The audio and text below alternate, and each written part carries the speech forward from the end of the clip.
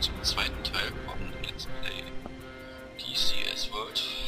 Wir haben uns in der letzten Folge ja die Einführung angeschaut und heute müssen wir uns mal daran, das Flugzeug mal startbereit zu machen. So, jetzt sind wir im Cockpit. Wir können also mit unserer Stunde beginnen. Good morning. In this mission, we will practice the startup procedure for the A-10C. There's a lot to cover, so feel free to take a break by pressing the pause key at any point.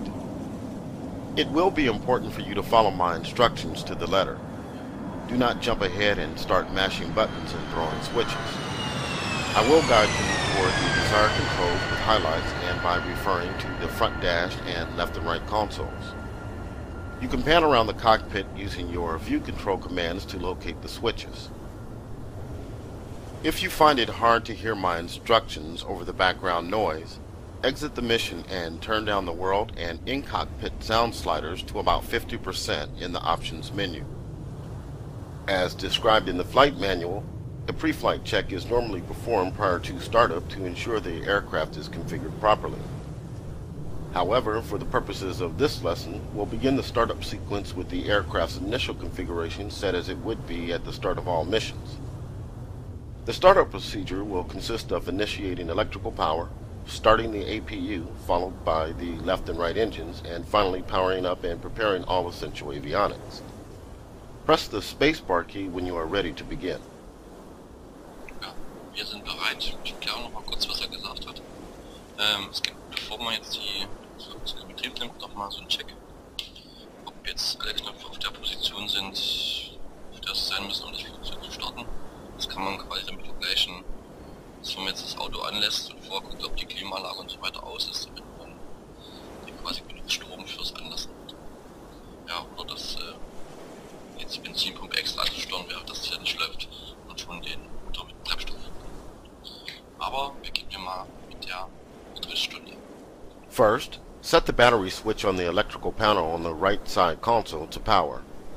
This will provide power to the DC buses and the APU. Follow the highlight at the bottom right corner of the screen to locate the switch.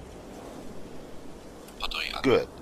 Now set the inverter switch on the same panel to standby. This will allow AC power to be supplied to numerous aircraft instruments. It will also provide power to the engine igniters. With electrical power now running, we can take a moment to test the caution and warning systems to make sure that we will receive warnings in case something goes wrong during startup. To do this, press and hold the lamp test button on the auxiliary lighting panel on the left console. Take a look around the cockpit while you hold down the button to make sure that all of the caution lights are functional and you can hear an audible warning tone.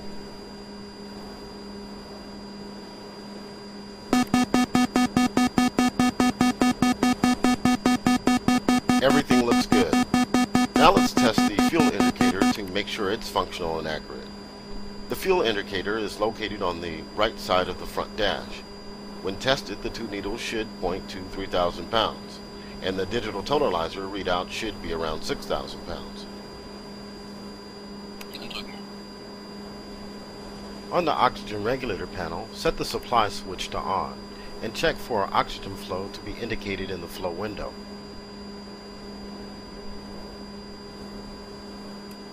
Press the Oxy-In Test Oxygen Indicator Test button to test the oxygen remaining indicator.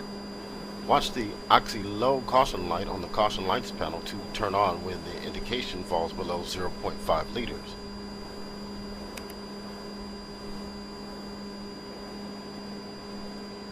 We also need to power the radios to communicate with ATC and mission assets. Set the VHF AM frequency mode dial to TR, transceiver. Now repeat the process for the VHF FM radio. Set the UHF radio function dial to main to power the UHF radio. We are now ready to begin the engine start sequence, but let's first close the canopy to minimize the noise. Right-click and hold the canopy control switch to lower the canopy, or press left control plus C on the keyboard. Ja, ist auch ganz viel Autotechnik. Starting the engines will take several minutes and require a few steps. First, we need to provide power to the boost pumps of the left and right wing tanks and left and right fuselage tanks. You will find the 4 switches on the fuel system control panel toward the top of the left console. Set all 4 switches to the up position. Before starting the engines, we need to start the auxiliary power unit, APU, which will generate bleed air used to start the main engines.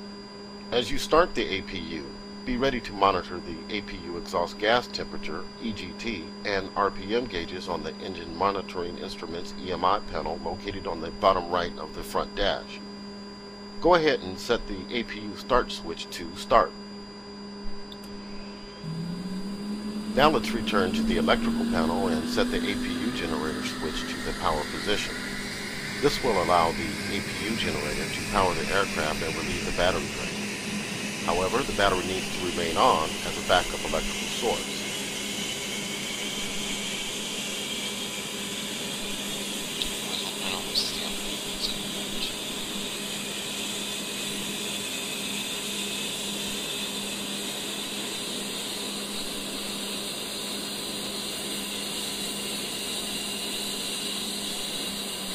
While on the electrical panel and in preparation of the engine start sequence, let's also set the left and right AC generators up to power.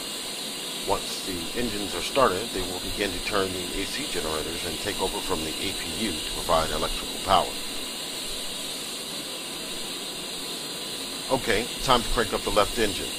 This is a very simple process initiated simply by moving the left throttle from off to idle or pressing the right alt plus home keys. This will automatically start fuel flow, use bleed air from the APU to turn the fans, and then ignite the fuel in the combustion chamber.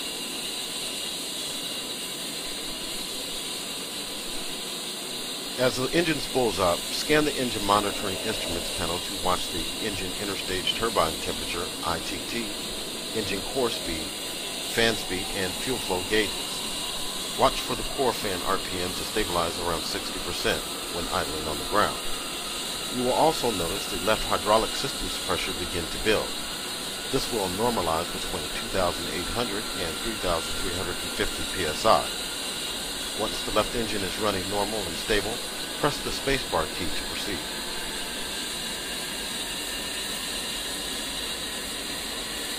Das ist hier die Anzeige für das Lenkrad. Die Anzeige für das Toilettensystem. So, jetzt gucken wir mal. Sagt er 60%.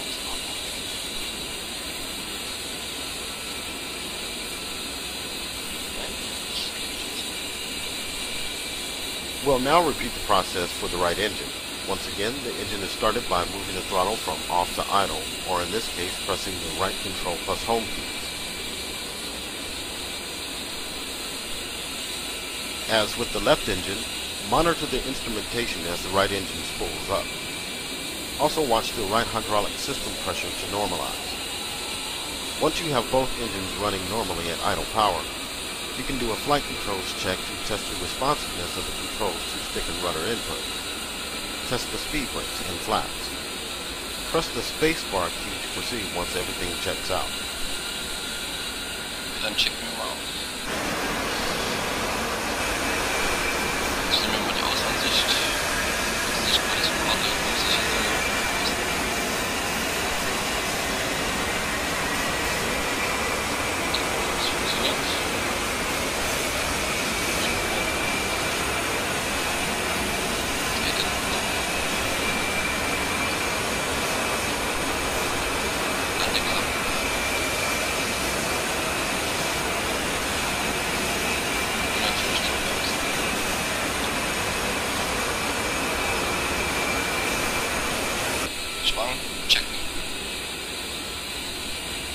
With both engines now running and powering the left and right AC generators, we can turn off the APU generator on the electrical panel, and then the APU itself on the throttle panel.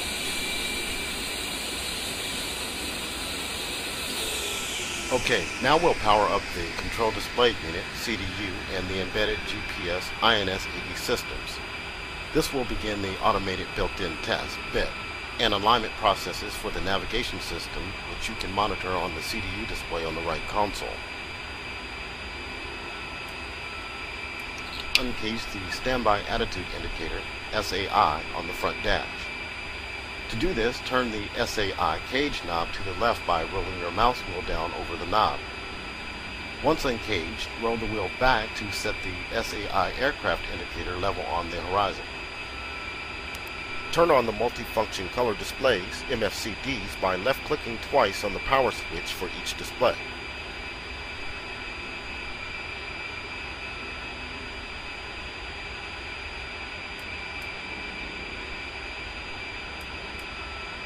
While we are waiting for the CDU bit and IGI alignment to complete, we can continue the startup sequence. Turn on the Central Interface Control Unit, CICU, on the Armament HUD Control Panel, AHCP, on the front dash. This will provide essential user interface controls to numerous aircraft systems, including the left and right multifunction color displays, MFCDs. The MFCDs are now on. In a few moments, they will display the Data Transfer System, DTS page, which we will use to upload navigation and weapon configuration data saved on the data cartridge from the mission planner. Now, set the Integrated Flight and Fire Control Computer, IFFCC, switch to the test position by left-clicking once. The IFFCC provides weapon release calculations, attitude control, and HUD indication. In test mode, the system will run a series of automated bits, which you can monitor on the HUD.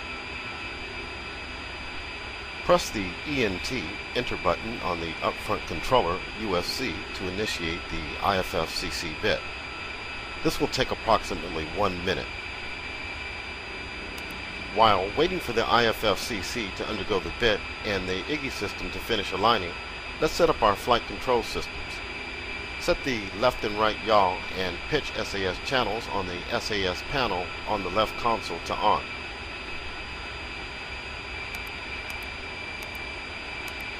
Now press the TL trim button to set the flight controls for takeoff trim. Let's upload data from the data cartridge. Select Load All on the left MFCD by pressing the Option Select button 10. Pull up, pull up. The DTS will take about 15 seconds to transfer the data from the cartridge to the jet. During this time, all the asterisks accompanying each data type on the left side of the displays will disappear. When all the asterisks reappear, the data has been transferred successfully. Once the data is loaded, set the right MFCD to display CDU data by pressing OSB 13. This way you don't have to take your head down to check CDU indication. The IFFCC bit is now complete. As you can see on the HUD, the exit function is currently pointed to by the HUD cursor. Press the Enter key on the UFC to exit this HUD menu. The IFCC is now displaying the ground bit menu on the HUD, where you can run a number of other bits if necessary.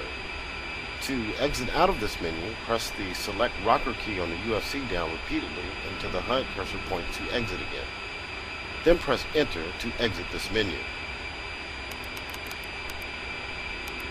The IFFCC is now displaying the main menu on the HUD, where you can set up various indication and weapon release parameters. Let's take the IFFCC out of test mode and set it to on by left-clicking the IFFCC switch one more time. Let's set the left MFCD to the Tactical Awareness Display TAD page by pressing OSB 15. Now load up the flight plan. Right-click the steer point switch on the AAP panel to set it to flight plan. This will set the flight route to appear on the TAD display. With our flight and navigation systems ready, we can prepare some of the combat systems for the mission. Set the countermeasure signal processor mode switch on the CMSP panel to standby. For a combat sortie, you may want to review or create some countermeasures programs, but that is for another lesson. Now set the 4 system select switches to on, middle position. Next, set the Joint Tactical Radio System, JTRS switch on the AHCP to on. This will provide power to the Situational Awareness data link saddle. With the IGI aligned, let's select CDU nav mode by pressing OSB 9 on the right MFCD. Select the EGI as the primary navigation system on the Navigation Mode Select panel.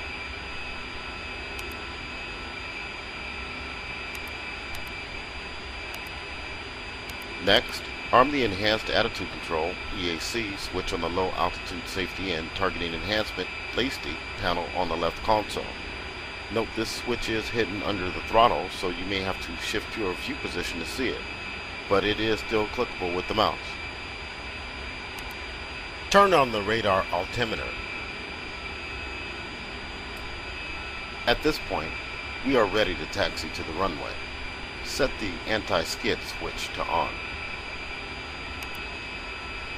Now turn on the nose wheel steering by pressing the pinky button on the control stick or insert on the keyboard. Click on the yellow handle to arm the ejection seat. Taxiing out to the runway requires tower permission, so we will end our startup lesson here. Tomorrow you're going up. See you then. So, jetzt hätten wir unser Flugzeug gestartet. Das heißt, in der nächsten Lektion lernen wir quasi das Abheben und das Fliegen. Ich hoffe, das wird genauso leicht. Ja, was soll ich sagen? Wir sehen uns im Cockpit.